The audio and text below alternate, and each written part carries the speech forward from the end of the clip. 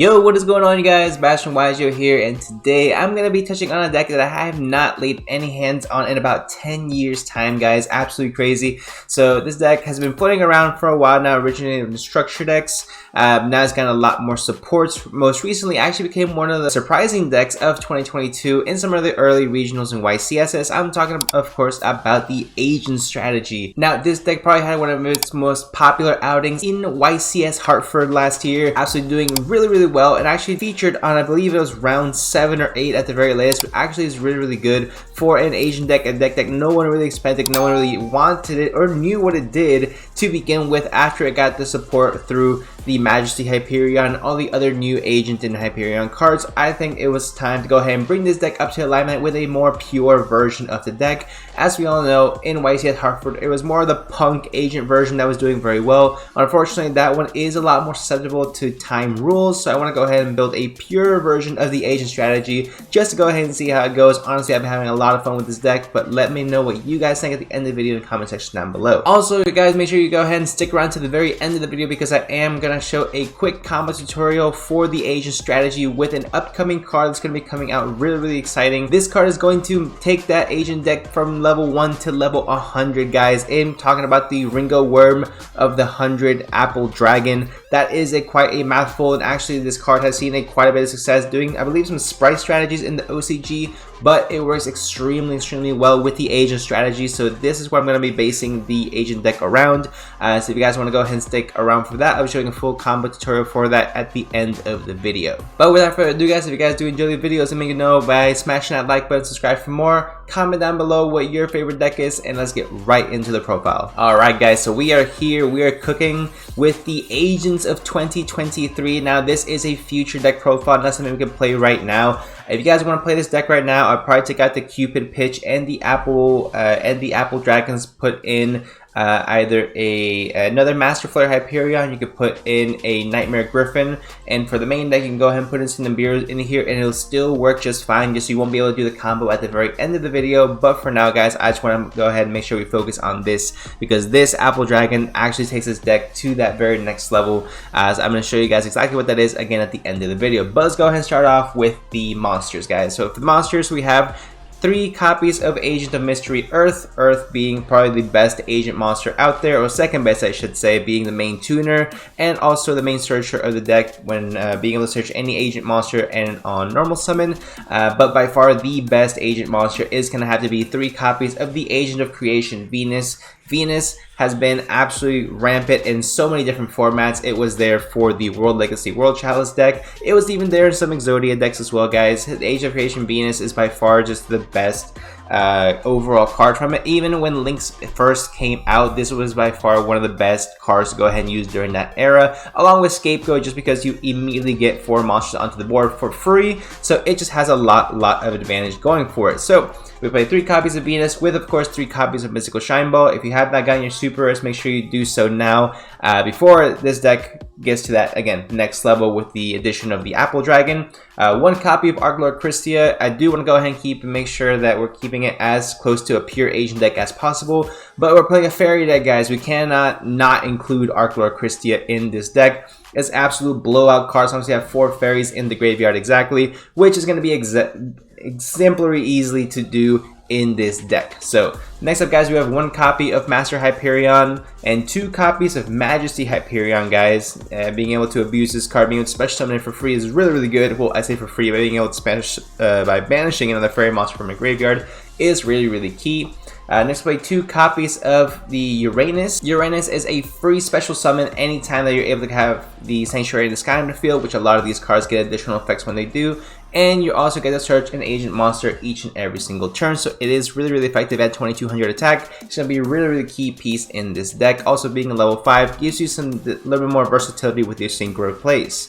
Next, we play 1 copy of Agent of Destruction Venus. You never want to really see this card in your hand. You really just want to go ahead and send it to the graveyard graveyard and be able to copy its effect with the Master Flare Hyperion. So it's really not a combo piece you want to see in your hand. That's why as a 1 it should be good to go from there. One of the best support cards that we got actually was the Agent of Life Neptune. Neptune allows you to discard itself and then special summon any agent monster from your hand or graveyard, with the exception of course itself. So really good effect right off the bat from there, giving you immediate access to any additional extenders you may have in your hand or any additional key pieces you might have in your graveyards. And if you have the Sanctuary in the Sky on board, you also get to summon any Hyperion monster as well, giving you additional interruption as well. Next, I play 1 copy of Tethys, I think that's how you call it, Tethys, whatever, Goddess of Light, which allows you to draw an additional card each time you draw a fairy monster, so really good with that effect as well.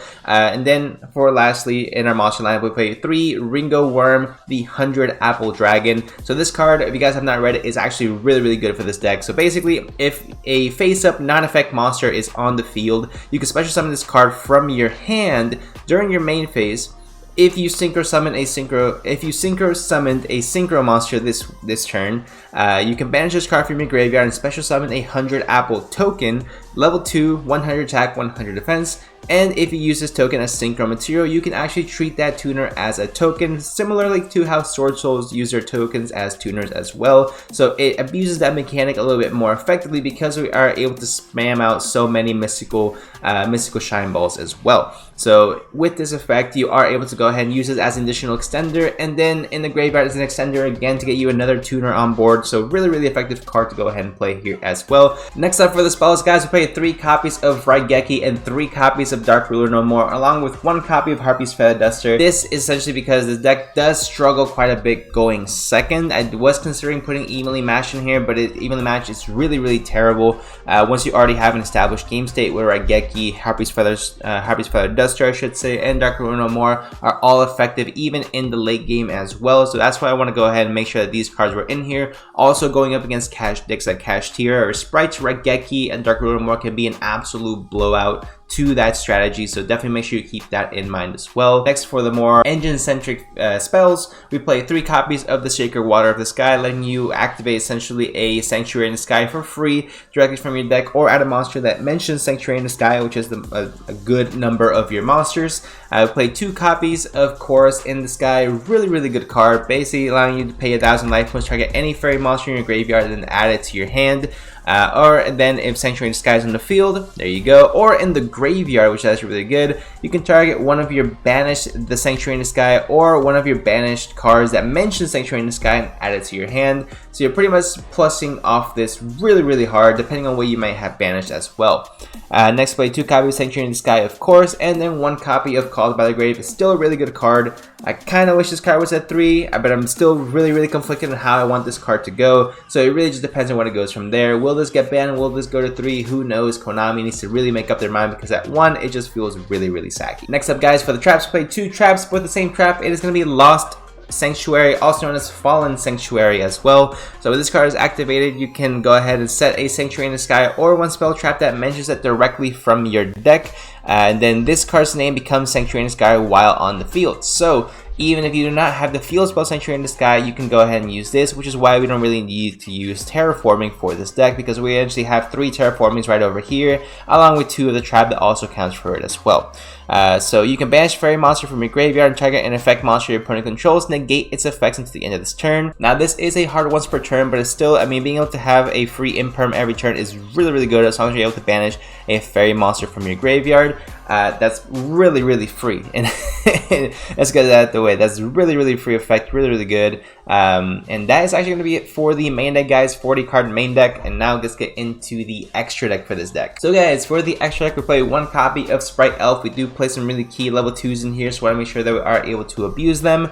Then we do play the 1 copy of Protector of the Agents, really good card as well. The Nightmare package with Nightmare Phoenix and the Nightmare Unicorn also. 1 copy of Celestial Night Lord Parsath, really undervalued card, but effective as all hell in this deck. Then 1 Appaloosa, 1 Underworld Goddess, again going second, make sure you're able to get rid of really annoying boss monsters is extremely key. I like to play one copy of Herald of Pure Light as well. This is going to allow me to essentially recur necessary pieces that are in my graveyard, add them back to my hand, and then cards that I don't want in my hand, I can put them back into the deck as well. So for example, if I happen to draw Agent of Creation Venus, I can just make this and put it back into my deck, and then get another piece that I may need from my graveyard back into my hand, and then continue combo off from there. Now for the synchros, this is where it becomes really spicy and a lot of fun, especially with the upcoming combo I'm going to show you guys just in here in just a few seconds. So I have Cupid Pitch, really effective, especially in this deck as a level 4 synchro tuner. Also Fairy, so that is something to take into consideration as well. One copy of Herald of Arclight, one copy of the Executor, the Underworld of Pluto, one Baron of course, one Shen Ying, one Master Flare Hyperion, and one Psychic and Punisher. I think all these are extremely valuable cards and extremely tight when it comes to the extra deck. I do not think I would change anything in the extra deck. Now as far as the main deck, like I said, if you want to go ahead and play it now, you can definitely go ahead and change out the Apple Dragon for 3 Nibiru, and you should be good to go from there if you want to play modern format. And then when this card comes out, bust out that Nibiru, take it out of here, put this in there, and you should be good to go from there. That's gonna be it for the deck profile, guys. 40 card main deck, 15 card of course extra deck as well. Now I want to go ahead and show you guys a really amazing combo that I learned earlier today that you can use using one Agent of Creation Venus along with one Apple Dragon. So go ahead and stay tuned because we are doing it right now. Alright guys, so we are here in the combo arena. We have one Agent of Creation Venus and 100 Apple Dragon. Let's see how many interruptions we can go ahead and put with this strategy. So we're gonna go ahead and hit play. Obviously normal summon the Venus. Hope it doesn't get Veiler to Imprint because that would absolutely destroy our entire strategy. And then we can go ahead and bust out 3 Mystical Shine Balls doing normal agent things, right? So right off the bat we have 4 monsters on board, I should say, and now we're going to use Apple Dragon's effective freely special summon himself for free, and then we're going to go ahead and synchro summon into Cupid Pitch. Cupid Pitch's effect is then going to kick in and increase its level from level 4 to a level 6. So we have 2 level 2 monsters and a level 6. You know what that means. No, we are not going into Baron because that would only be 1 interruption. So we're going to go ahead and hit play. We're actually going to go ahead and summon out the Master Flare Hyperion, which is actually going to allow us to copy the Agent of Creation Venus from our graveyard, and that we're going to send in just a little bit. So Cupid Pitch is then going to activate, burn my opponent for 1,000 life points, and then search us the Neptune, which is nice. Then Master Flare Hyperion is going to go ahead and send the Venus, activates effect, copy Venus. Then using Venus's effect, we are actually going to be able to special summon 2 Mystical Shine Balls from our graveyard. We can go for 3, but not really necessary. Just a 2 should be just fine to bust out the Protector of the Agent's Moon. Now Moon is going to go ahead and activate her effect, sending the Master Flare Hyperion, Majesty Hyperion I should say, from our deck to the graveyard, which then allows us to special summon itself by banishing an agent monster, or a fairy monster I should say, but banishing a fairy monster. So we don't need the Destruction of Venus anymore. We can go ahead and banish, get rid of that as well. But then we activate Apple Dragon's effect, which allows us to summon a level 2 tuner token while we already have a level 8 Majesty Hyperion on board. So this is where we go ahead and synchro summon 4 Baron the Floor. And then because we did shuffle back the 2 Mystical Shine Balls, we are actually going to be able to special summon it with the Agent of Creation Venus. So this is where it gets a lot of fun. Summon the Shine Ball and then go right into a 3 negates, 3 interruption Appaloosa with the Master Flare Hyperion I should say, plus the Baron negate with just 2 cards, and no matter what your opponent has, I do not believe they're breaking this board, unless of course they have, you know, Evenly Matched, Dark Ruler, more Raigeki, and then all these other types of things. But already we have here 3 monster negations. We have an interruption, Master Flare Hyperion. We have a negation, an Omni Negate with Baron on the floor. 3 very strong monsters as well. Master Flare Hyperion over that 3,000 attack point range, which is already extremely tough to get over, and the Neptune as well for us free special summons. So we have end the turn with 4 cards in hand if we're going first, plus all this. Depending on what we have in hand, that's additional interruptions as well. Fallen Sanctuary, anything like that, Called by the Grave, anything else that we may have in our hand is just additional interruption as well. So that's going to be it for the video, guys. Let me know what you guys think of the agents that's going to be coming up here in the next few months, at least the agent deck that I have here coming up in the next few months. Let me know what you guys think in the comment section down below. If you guys do enjoy, go ahead and leave a like, subscribe for more, and I'll see you guys in the next one.